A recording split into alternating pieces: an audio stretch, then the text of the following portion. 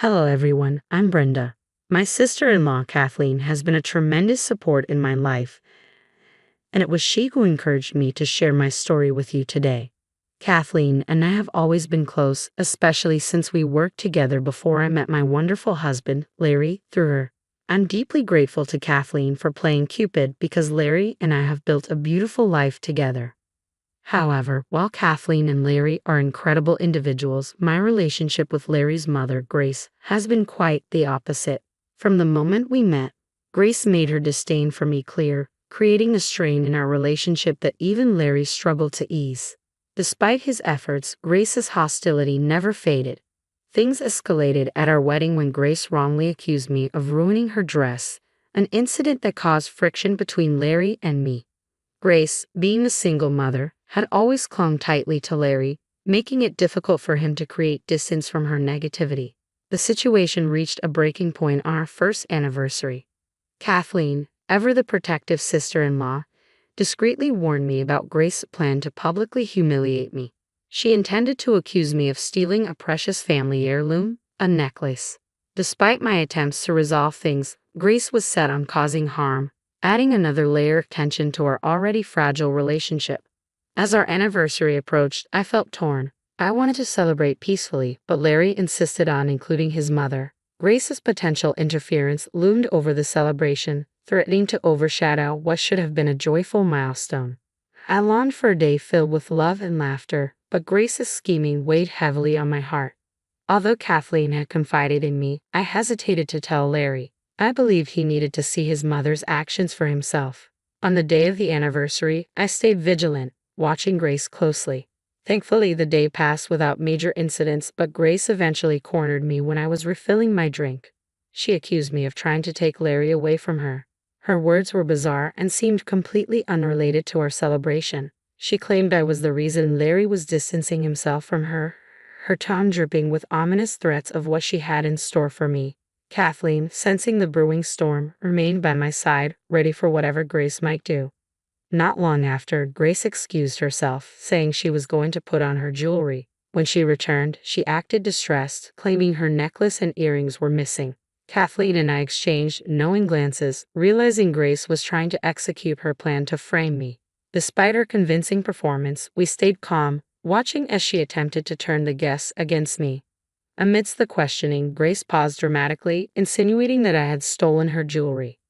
I was the thief. What are you talking about, Mom? Larry interjected, clearly perplexed. You probably just misplaced them. It's not like we have strangers here.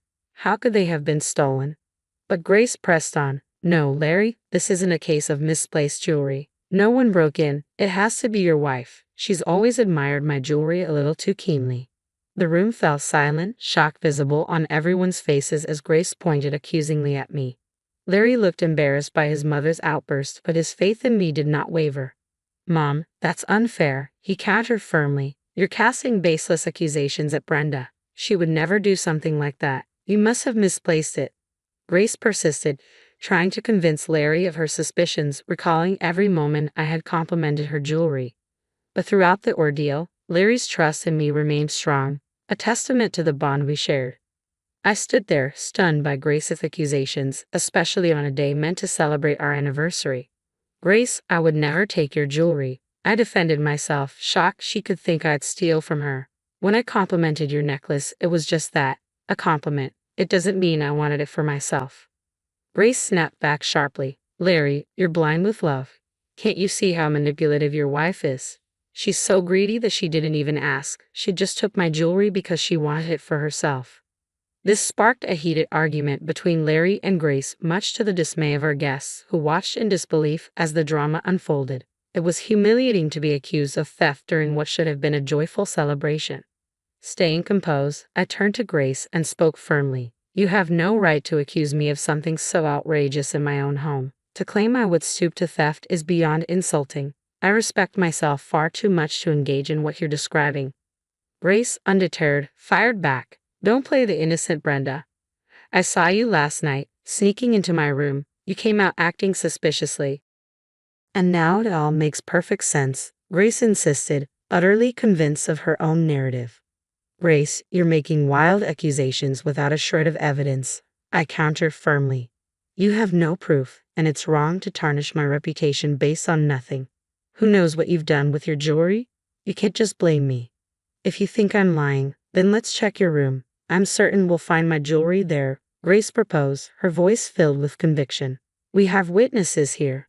Let's see for ourselves. Larry, it's inappropriate and disrespectful to invade our privacy based on mere suspicions, I protested. We can't allow your mother to keep pushing this. If we give in now, everyone will doubt my integrity forever. The tension was thick, and it was clear something needed to be done to resolve the situation without compromising our dignity. As difficult as it was, I knew we had to clear the air and prove my innocence without escalating the conflict. Larry stood in the middle, torn between his loyalty to his mother and his trust in me. He understood Grace's frustration but also knew how serious her accusations were. With no proof to back her claims, it was a dangerous line to cross. Realizing I needed to clear my name, Larry reluctantly agreed to his mother's demand. As the group, led by Grace, marched toward our bedroom, the tension only grew. Grace, certain of her accusations, made a beeline for my closet. She rummaged through it and then triumphantly held up her jewelry box.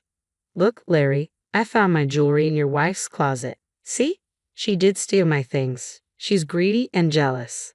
No, this can't be, Larry said, clearly conflicted but still supportive. I know my wife. She wouldn't steal from you. I don't understand how your jewelry ended up there. Brenda, you didn't take this, right? Of course not, Larry. You know I'm not a thief, I replied, keeping my voice steady despite the chaos.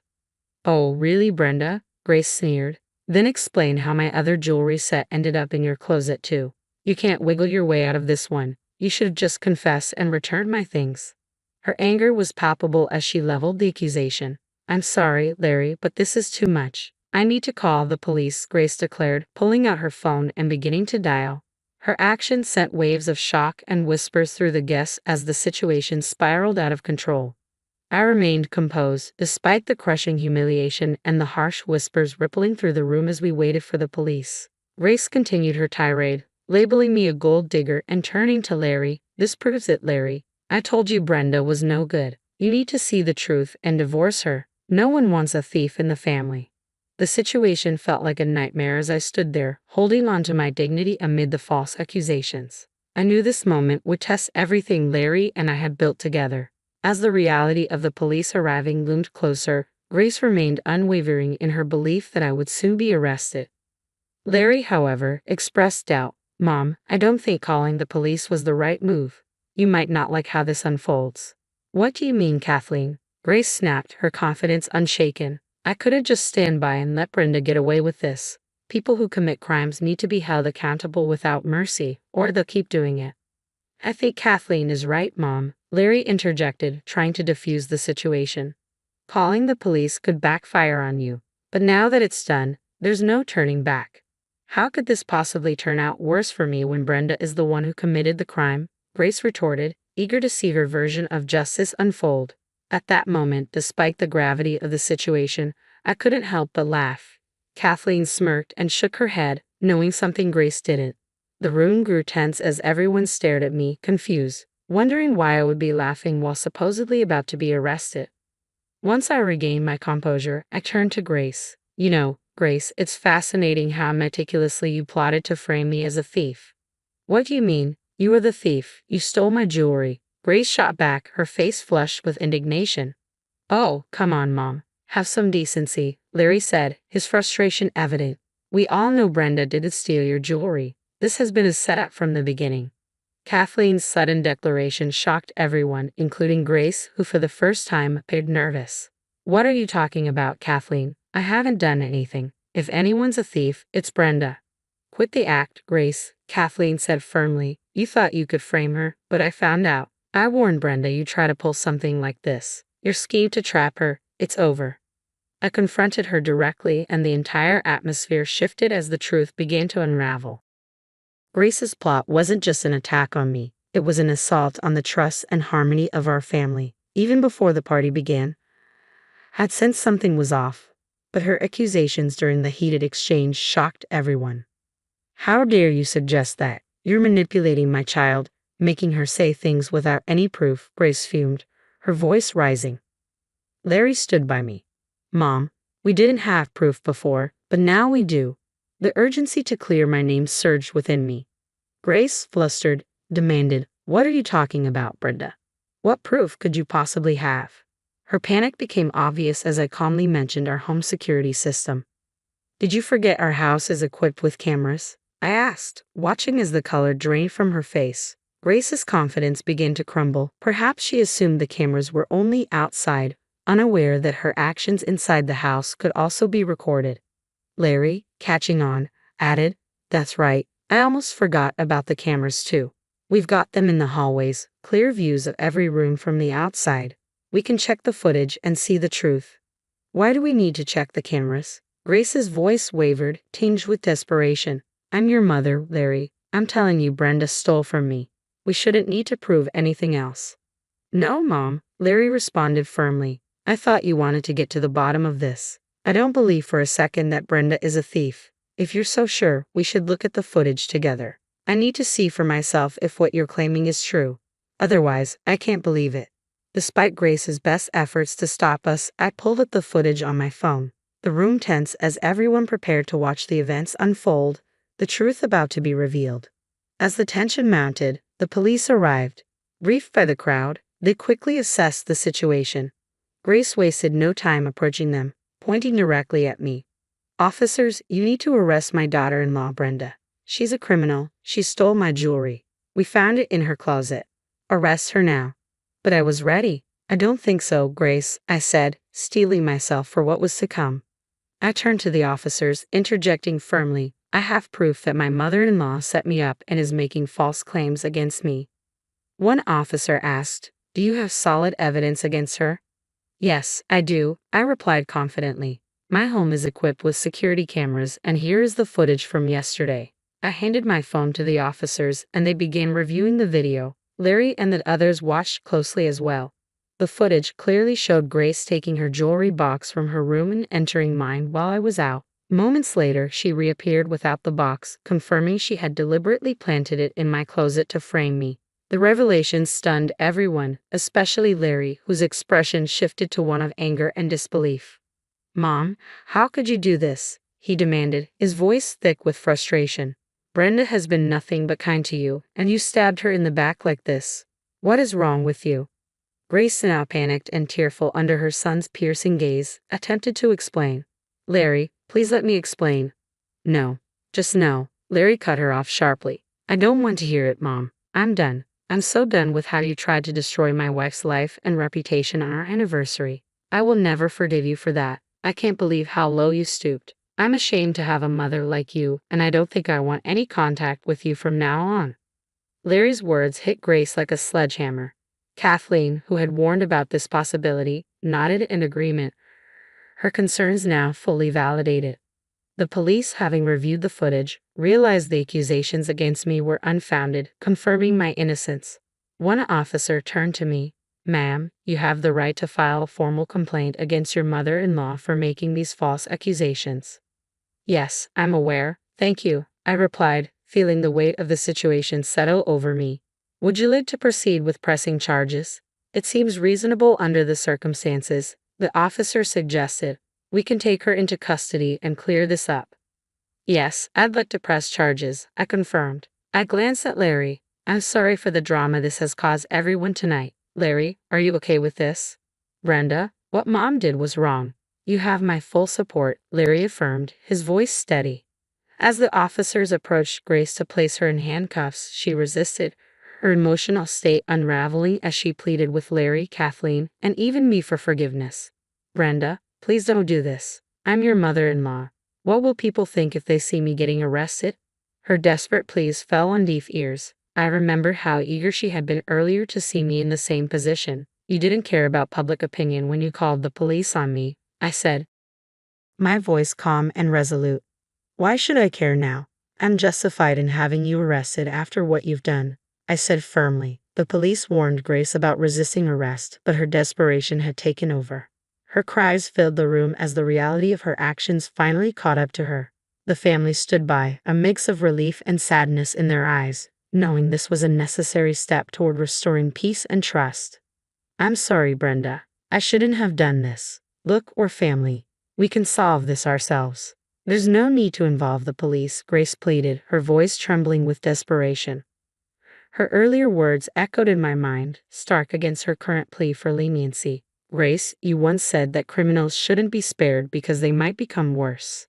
Now, seeing how you could easily become a menace to society, I feel it's my duty as a concerned citizen to ensure you face the consequences of your actions, I replied, mirroring her own logic back to her. Grace looked utterly shocked as I repeated her statement. She continued to sob and mumble apologies, but her words did little to sway anyone in the room. The guests murmured their disapproval, and the police officially moved to take her into custody. Larry and I accompanied the officers to the station to file a formal report, while Kathleen stayed behind to manage the aftermath of the evening's drama. As we reached the station, preparing to document everything officially, I paused, wanting to make sure Larry was still comfortable with the decision. Larry, are you sure you're okay with this? If you're uncomfortable with filing the report, we can reconsider, I offered, giving him a chance to back out. No, Brenda, we're not turning back on this. We need to file the report, Larry said firmly. I failed to protect you from my mother's actions. She was about to ruin your life, and I can't overlook that. You know I never doubted you for a second, right? I know, Larry. It's not your fault. Your mom's choices are her own, I reassured him, understating the emotional turmoil he was going through. Larry's love for his mother made the reality of her actions even more painful.